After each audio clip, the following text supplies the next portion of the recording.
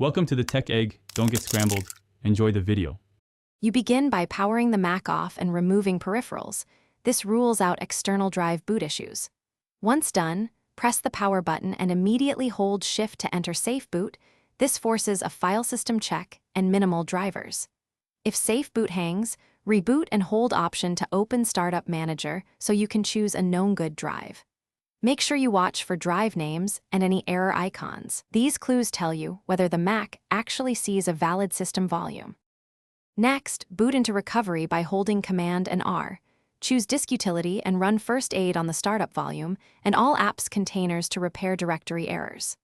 Once Disk Utility finishes, restart and reset NVRAM by holding Option, Command, P and R for about 20 seconds. This clears incorrect boot settings and can remove the folder with question mark state. If you see multiple volumes, ensure recovery targets the intended volume. Making the wrong volume active will not resolve the missing system issue.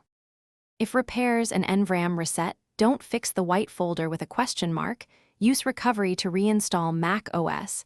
This replaces missing system files without erasing user data when you pick Reinstall Mac OS. Once reinstall completes, make sure the startup disk is set in System Settings.